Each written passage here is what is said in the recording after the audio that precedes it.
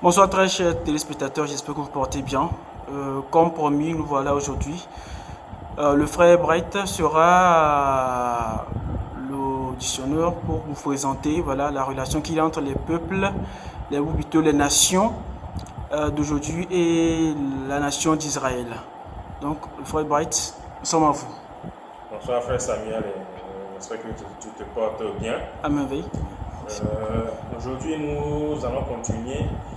Hier, nous avons parlé de comment les Israélites, de comment Dieu a donné aux Israélites de fêter la Pâque, qui est un peu un événement qui commémorait le premier jour du mois des mois, de leur année en fait. Donc on s'est tourné vers eux en disant qu'aujourd'hui, s'il faut fêter une nouvelle année, il faut que cela soit en relation avec notre nouvelle naissance.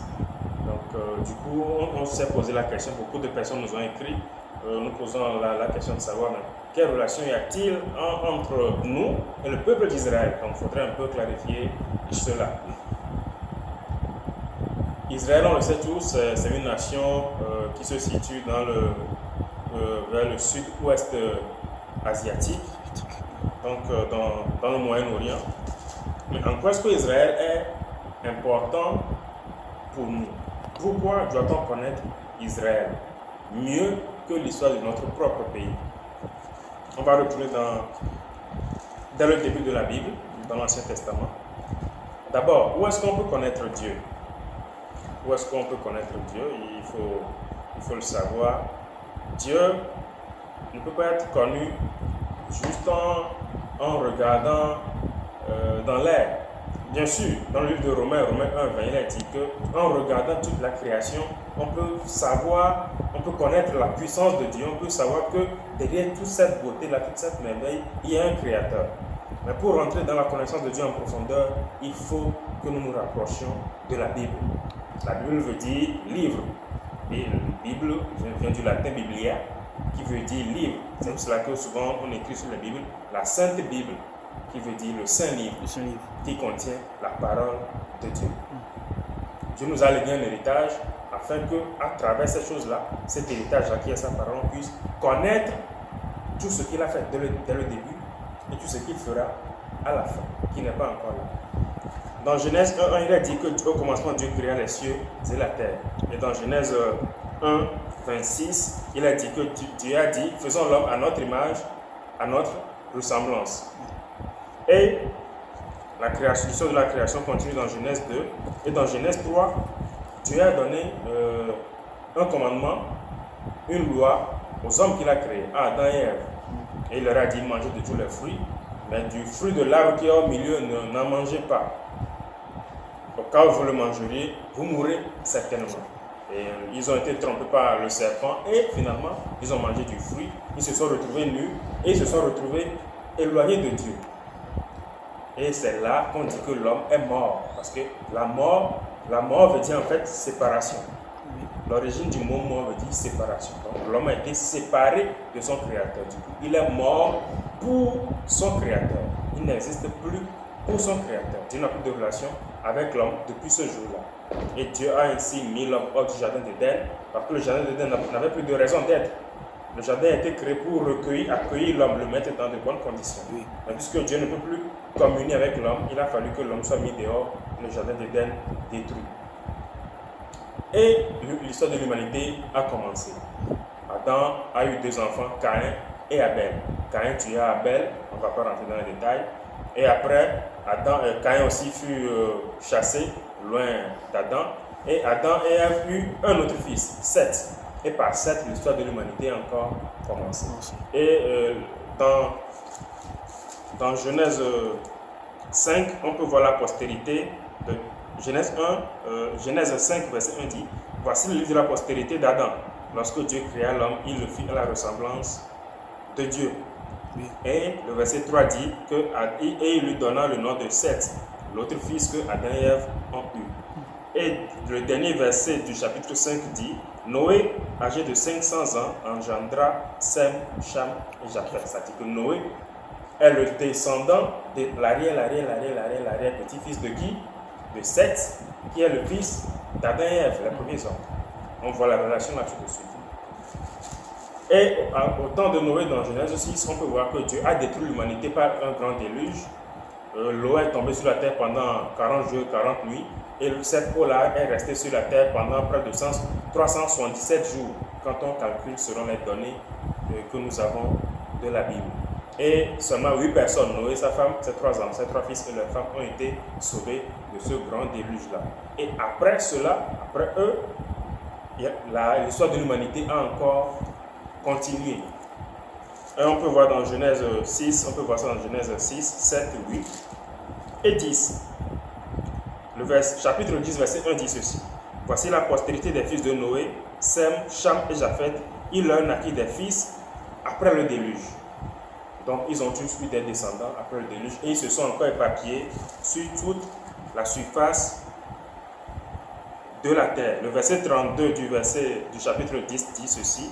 Telles sont les familles des fils de Noé, selon leur génération, selon leur nation, et c'est d'eux que sont sorties les nations qui se sont répandues sur la terre après le déluge.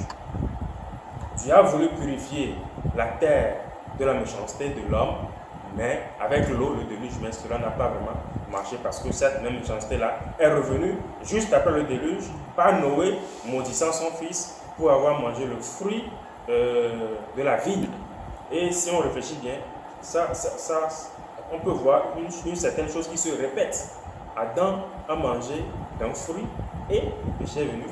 Et Noé, juste après le déluge, la purification de la terre par l'eau, a aussi mangé un fruit et par cela il a maudit son fils. D'où la naissance encore de la méchanceté dans le monde.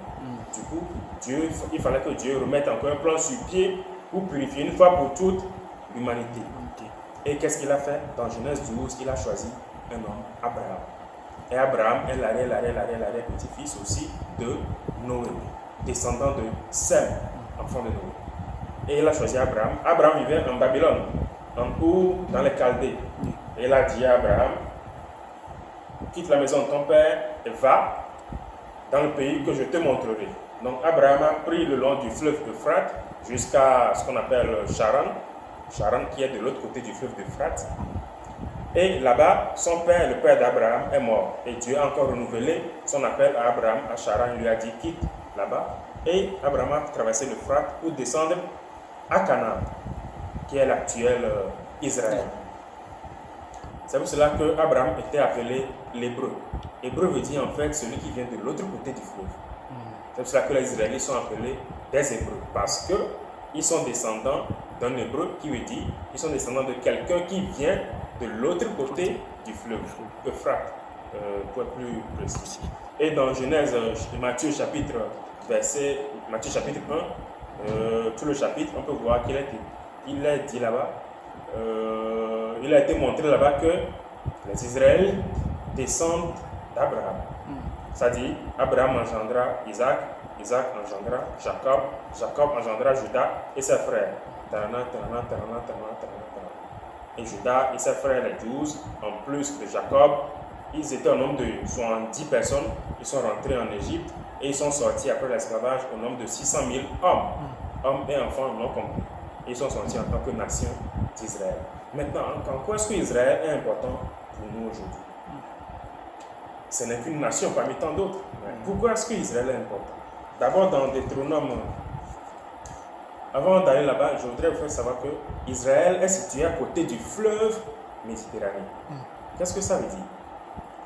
Israël est situé au milieu de la terre. Méditerranée veut dire, c'est-à-dire, pour nous qui avons fait un peu les mathématiques au collège, une ligne médiane, c'est une ligne qui passe par le milieu de quelque chose. Un point médian, c'est un point qui est au milieu d'une ligne, d'une droite ou de quelque chose.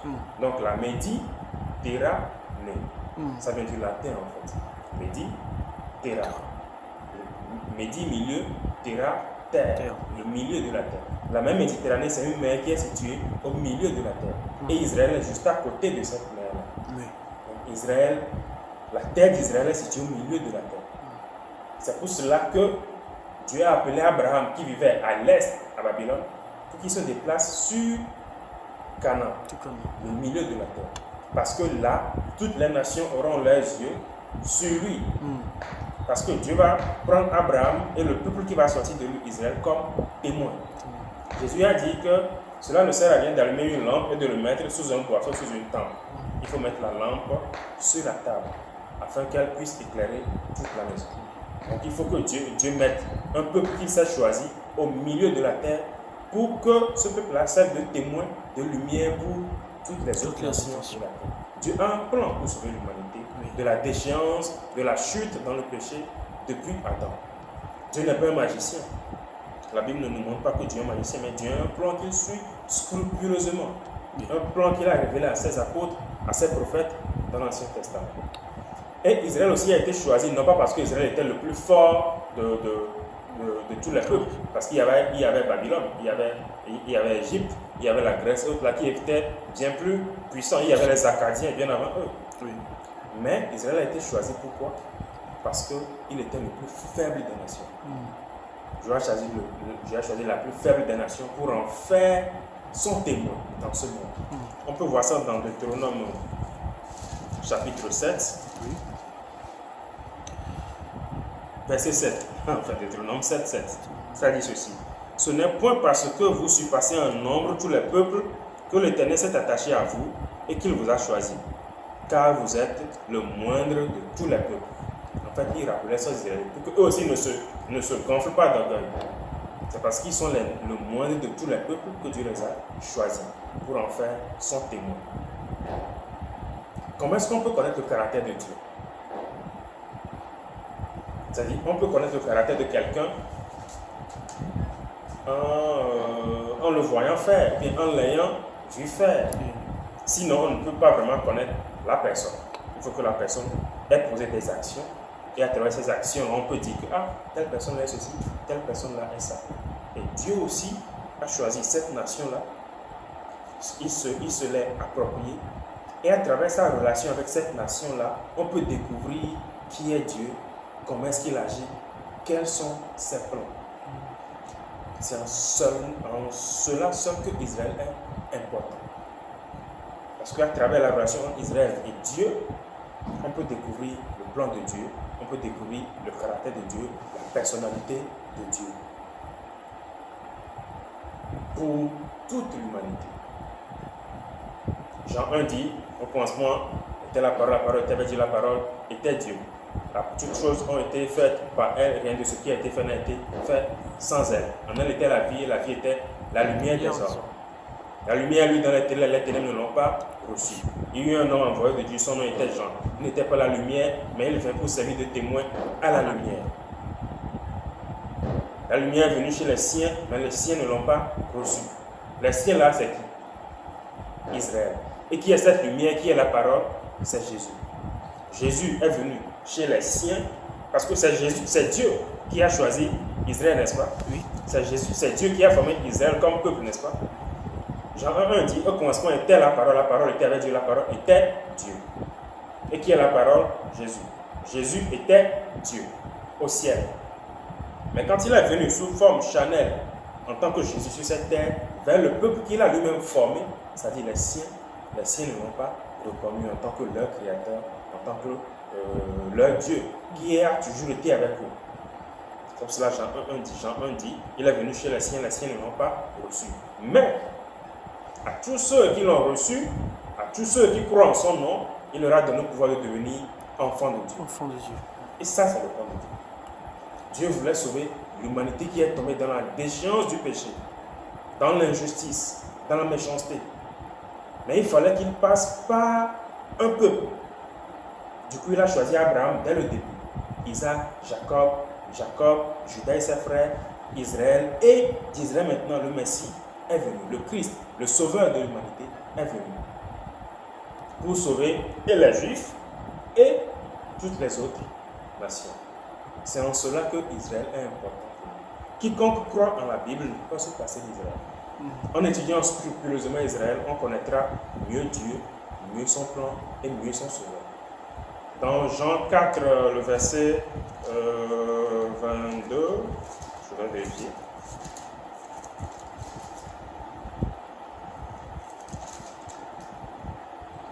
Jean 4, 22 dit, « Vous adorez ce que vous ne connaissez pas. Nous, nous adorons ce que nous connaissons, car le salut vient des Juifs. C'est Jésus lui-même qui parle ici.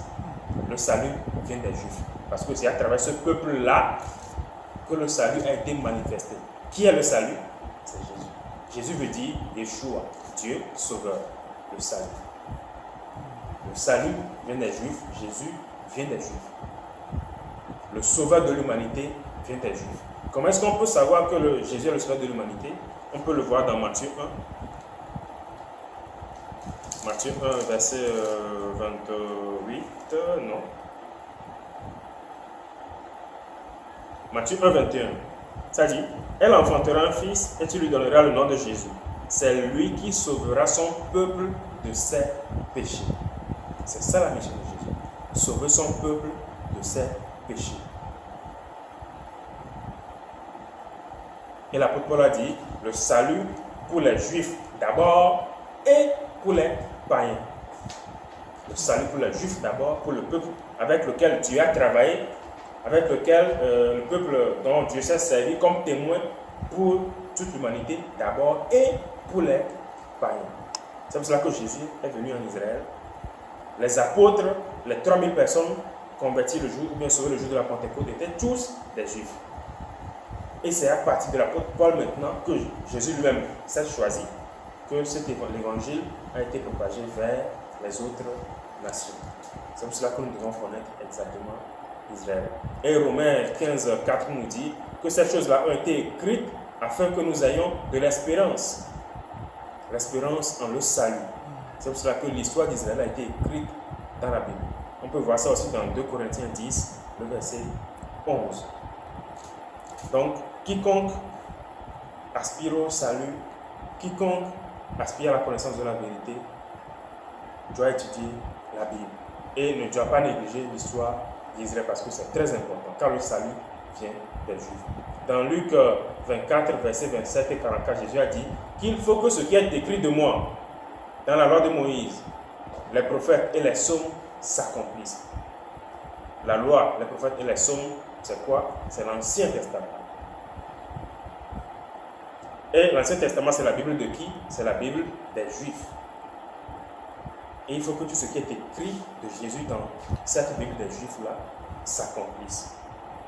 Une partie s'est déjà accomplie et l'autre partie s'accomplira. Mais toi qui me regardes aujourd'hui, qu'en est-il de toi? Est-ce que ce qui est écrit ici c'est déjà accompli dans ta vie? Est-ce que ce qui est écrit dans la Bible, dans la parole de Dieu, ce que Dieu a dit, c'est déjà accompli pour toi? Dans Jean 3, Jésus a dit, à moins de naître de nouveau, personne ne peut voir le royaume de Dieu. Est-ce que tu es né de nouveau? Est-ce que cette parole est déjà accomplie pour toi? Parce qu'il faut que cela s'accomplisse. Il faut que cela s'accomplisse pour toi, individuellement. Es-tu déjà passé par la porte étroite? As-tu expérimenté le salut? À travers les mots de la Bible, c'est très important. À travers les mots de la Bible. Laisse-moi te dire ceci. Le baptême ne fait pas naître de nouveau. Dis qu'à partir d'aujourd'hui, je ne vais plus pécher, ne fait pas naître de nouveau. Lever les mains devant l'assemblée de l'église et dire que je confesse Jésus comme Seigneur Sauveur, je le reçois dans mon cœur, ne fait pas naître de nouveau. Parce que la Bible ne dit pas cela. Mais quand on lit dans Acte 10, mais dans Acte 11, l'histoire de Corneille, qu'est-ce que la Bible dit? La Bible dit dans Acte 11 que et Pierre te dira les choses par lesquelles tu seras sauvé. Pierre te dira les choses par lesquelles tu seras né de nouveau. Pour être né de nouveau, il faut connaître un secret. Il faut connaître quelque chose. Il faut connaître le secret de la Bible. Il faut connaître le secret de Dieu. Est-ce que tu le connais? Connais-tu ce secret? C'est très important pour toi de le connaître afin de ne pas passer à côté du plan de Dieu qui a été révélé dans l'histoire, bien dans la relation entre Dieu et Israël, qui a été révélé dans l'Ancien Testament. Frère Samuel, je ne sais pas si j'ai un peu répondu à ta question, sinon je suis toujours disponible. Oui, d'accord, vous avez répondu à ma question et merci beaucoup pour la présentation. J'espère qu'elle sera bénéfique pour toutes et tous. Toutefois, nous sommes toutefois disposés pour répondre à vos questions, à vos inquiétudes et nous vous donnons rendez-vous à la prochaine édition. Voilà. Et des mots de fin, s'il vous plaît. Il faut que tout homme, chez nous ici en Afrique, on dit que si tu ne sais pas où tu vas, au moins il faut savoir d'où tu viens. Et il faut que tout homme connaisse son histoire. Il faut que tout homme connaisse l'histoire de l'humanité. Et cette histoire, on peut la connaître uniquement dans la Bible. J'invite tout le monde à étudier la Bible, à la lire telle qu'elle est. Ne rien y ajouter, ne rien en retrancher. Afin que la bénédiction promise dans la Bible, la vie éternelle, puisse être effective pour tout un chacun. Pour cela, nous organisons des conférences ici et là, dont le thème est la Bible est vraie.